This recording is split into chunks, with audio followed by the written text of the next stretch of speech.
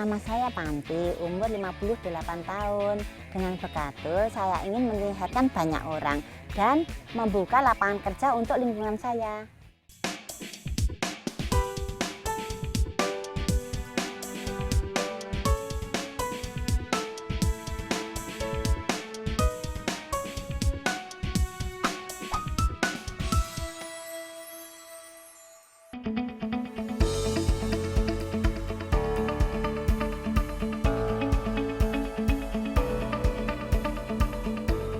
Daerah kaki Gunung Lawu, Karanganyar adalah salah satu lumbung padi di Jawa Tengah.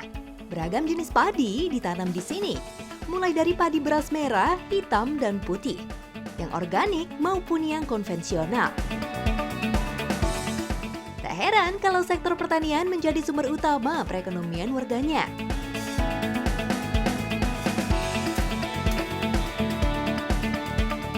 Kita semua tahu kalau tanaman padi ini adalah cikal bakal dari nasi yang biasa kita makan sehari-hari. Tapi banyak banget loh yang nggak tahu kalau tanaman padi ini memiliki banyak banget nutrisi.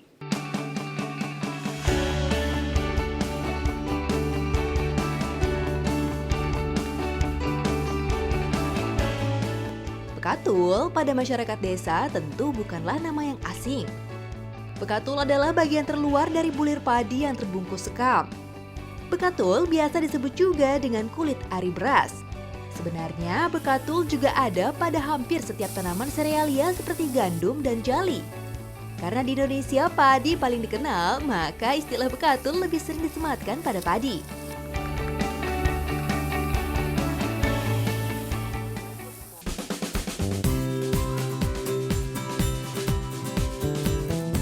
Bu Ispanti atau yang lebih dikenal dengan panggilan Bu Panti ingin mengembalikan bekatul pada ranah pengobatan yang alami, aman, dan terjangkau. Lalu lahirlah ide mengolah bahan mentah bekatul yang melimpah di desanya menjadi bekatul sehat instan tahun 2005. Ide ini diawali dengan pesanan bekatul yang datang padanya dari seorang dokter di kota Semarang untuk mengobati pasien yang susah disembuhkan hanya dengan obat. Ada Pak dokter itu pesan, kalau pasiennya itu dikasih obat itu lama kok nggak sembuh-sembuh. Terus Pak dokternya itu pesan ke saya, minta dibawa ke bekatul beras merah.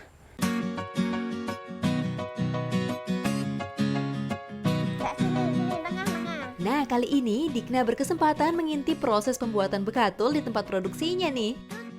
Kebetulan Ibu Panti bersama ibu-ibu sekitar lagi membersihkan beras dari batu dan sisa gabah. Halo Bu Panti. Iya, halo Mbak Dikna. Ini lagi ngapain nih Bu? Ini baru inter-inter buangin gabah nih loh. Orang dulu biasa menyebutnya menampih beras. Ternyata proses menampih ini juga bagian dari proses produksi bekatul instan loh. Bu, kalau bekatulnya itu yang mana Bu? Yang bekatulnya ini kelupasnya ini, kulit arinya ini digiling, nanti diambil kulit arinya beras merah ini. Karena Bu Panti dan suami memiliki tempat penggilingan beras, ia pun tak kesulitan mendapatkan pasokan bekatul yang secara otomatis dihasilkan dari proses pengelupasan sekam pada beras. Tapi tak semua bekatul ia manfaatkan untuk diolah, hanya bekatul dari beras merah organik saja. Kalau bagi saya loh, milih yang jenis unggul. Kalau jenisnya tidak unggul, bagi saya ya tidak mau. Beras merah sangat cocok karena mengandung lebih banyak serat dan nutrisi dibanding beras putih yang biasa kita makan.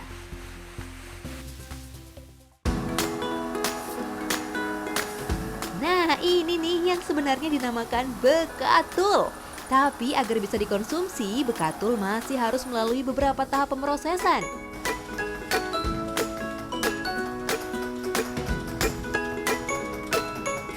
Yang pertama, pemasakan atau sangrai. Proses ini berguna untuk mematangkan, mengawetkan bekatul dan membunuh kuman yang ada. Lalu ada proses pengayakan, tujuannya agar halus dan mudah dilarutkan. Lalu pencampuran bekatul dengan bahan-bahan herbal berkhasiat. Untuk bagian ini, Ibu Panti memakai belasan empon-empon dan tanaman jamu berkhasiat. Semuanya kan ada bimbingan dari Dinas Kesehatan. Nah, dari Dinas Kesehatan itu saya mendapat ilmu Terus ilmu itu saya kembangkan di produk saya. Setelah itu, masih harus digiling lagi untuk mendapatkan tingkat kehalusan yang diinginkan.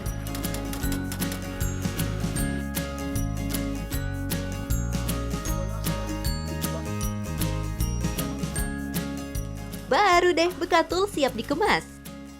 Untuk proses yang terbilang panjang dan khasiat yang sangat banyak, harga bekatul produksi Bu Panti terbilang murah.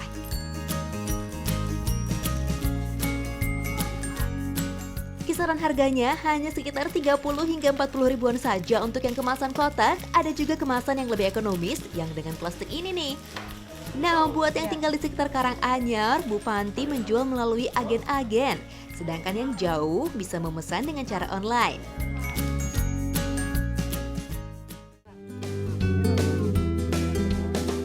Untuk semua proses, mulai dari produksi hingga pengemasan, Ibu Panti memberdayakan ibu-ibu sekitar.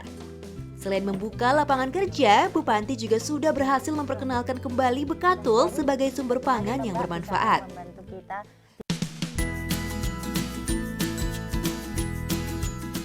Manfaat bekatul bagi kesehatan sudah sangat dikenal oleh leluhur kita terdahulu, tapi karena perkembangan zaman, masyarakat modern semakin enggan mengonsumsinya. Pola makannya pertama ya tidak teratur, keduanya kan banyak bahan-bahan kimia. Kalau dari bekatul itu untuk menanggulangi Mbak, jadi makanan yang kita makan itu terserap dari kulit ari beras merah itu. Padahal secara medis pun bekatul diakui memang memiliki berbagai manfaat bagi tubuh nih. Bukan hanya sebagai pemelihara kesehatan, tapi juga untuk pengobatan segala macam penyakit degeneratif, bahkan kanker. Ada di sini untuk sebagai antioksidan yang penting dari bekatul. Jadi dia untuk melawan sel yang jahat. Kalau orang sekarang dibilang sel kanker itu. Pak Sularto adalah bukti nyata bagaimana bekatul sebagai asupan alami mampu berfungsi menjadi obat bagi penyakit yang cukup berat. Syaratnya hanya satu, harus disiplin mengonsumsinya. Pak Sularto sebelumnya pernah mengidap penyakit pengapuran pada kaki, bahkan sampai tak bisa berjalan. Ia pun sempat 1 kali menjalani operasi dengan biaya puluhan juta rupiah. Beruntung, kini Pak Sularto sudah dapat beraktivitas seperti biasa. Saya itu sebetulnya banyak sekali penyakitnya itu, termasuk kolesterol saya tinggi, TG saya juga tinggi. Baru kemarin ya cek jantung, sudah bagus ini, enggak apa-apa. Saya dieko, saya minta dieko dok, enggak usah, enggak saya bayar enggak apa-apa, enggak apa-apa ternyata sudah betul-betul sembuh. Saya jadi ingin tahu, gimana sih cara mengonsumsinya? Nih, simak ya, Bu Panti mau kasih tahu kita semua.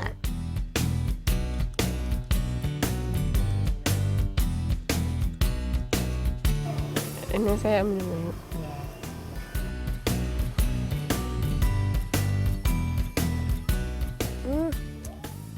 Enak Bu, manis. Pertama saya kira rasanya akan pahit, ternyata manis, gurih, dan hangat. Enak banget.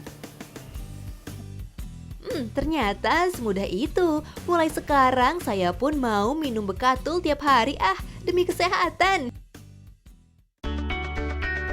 Oh iya, kalau bosan diminum langsung, bekatul pun bisa dijadikan bahan tambahan dalam puding ataupun tepung untuk adonan kue. Nih cara membuatnya. Bekatul dimasak dengan sedikit tepung maizena, santan, dan gula. Aduk-aduk sampai matang. Secara instan, tambahan bekatul berarti memberi tambahan serat, vitamin, dan mineral serta nutrisi dalam olahan. Yang paling mudah adalah dibuat bubur manis atau jenang. Sajikan. Jenang bekatul ini cocok diberikan pada anak-anak dan lansia karena tinggi nutrisinya dan seratnya mampu memperbaiki sistem pencernaan.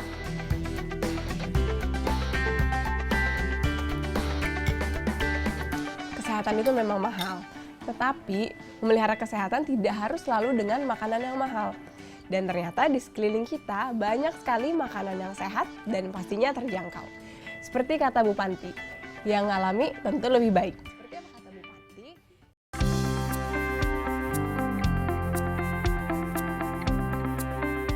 Indonesia, kekayaan dan potensinya tidak habis-habis untuk dibahas. Tapi, bagaimana nasib potensi besar ini kalau pemudanya tak ada yang meneruskan?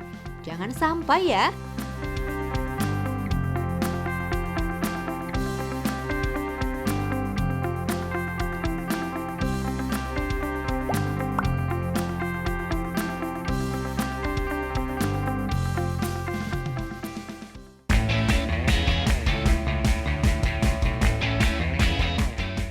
Nah, sekelompok pemuda di Yogyakarta menamakan dirinya Komunitas Petani Muda Ayo Community.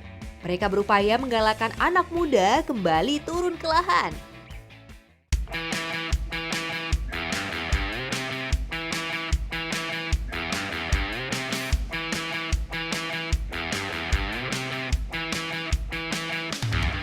Profesi petani biasanya dikaitkan dengan pekerjaan orang desa yang tidak keren, kotor, dan tidak menjanjikan.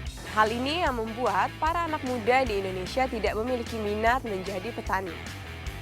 Nah, sekelompok pemuda di daerah Yogyakarta membuat sebuah komunitas yang memiliki tujuan agar tercipta regenerasi petani, khususnya di kalangan anak-anak muda di Indonesia.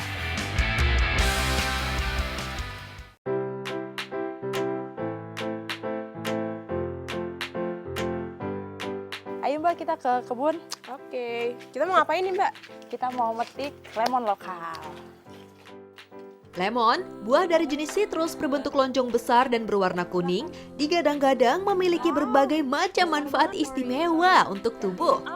Termasuk untuk mencegah tumbuhnya sel kanker dalam tubuh nih.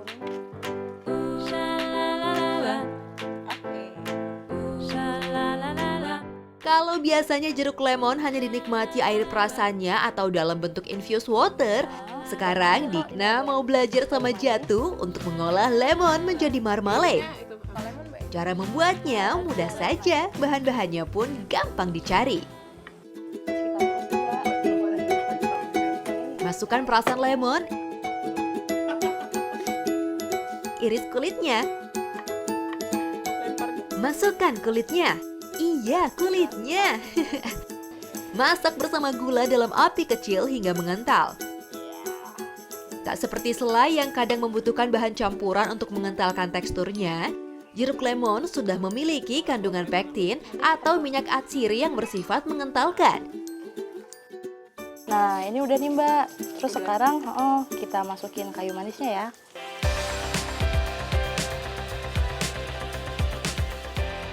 Marmalade adalah sejenis selai. Dalam bahasa Inggris sebenarnya artinya awetan buah-buahan yang bisa terbuat dari buah apa saja.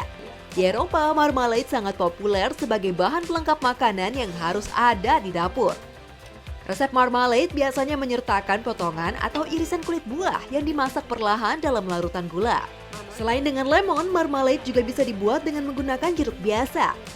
Nah, ini udah jadi nih Mbak. Tuh, udah kental kan?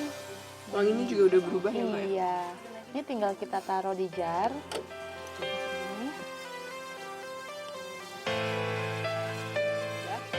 Nah, marmalade-nya sudah jadi nih, dijadikan olesan roti atau celupan untuk biskuit. Enak! Selai banget wanginya Mbak. Iya.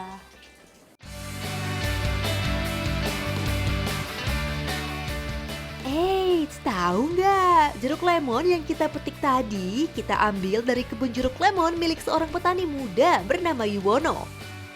Yuwono adalah anggota Ayo Community. Ayo Community atau Agriculture Youth adalah komunitas petani muda yang digagas oleh Jatuh Barmawati. Namanya aja ayo ya, kita apa aja ayo. Kalau yang urusan pertanian kita ayo aja gitu. Teman-teman kayak senang bertani gitu, ayo kita ajak, kita kembangkan. Jadi semua kita tidak menutup atau membagi-bagi platform untuk pertanian yang harus begini, harus begitu. Jadi kita merangkul semua teman-teman, terutama pemuda yang memang semangat untuk bergerak maju di bidang pertanian gitu. Sebagai lulusan Fakultas Pertanian, Jatuh merasa terpanggil dengan permasalahan agraria di Indonesia. Yang paling nyata adalah kurangnya regenerasi petani yang dibarengi juga dengan berkurangnya lahan pertanian. Salah satu penyebabnya adalah keengganan anak muda untuk berprofesi sebagai petani. Selain itu, stigma tentang petani di negara kita pun masih begitu-begitu saja.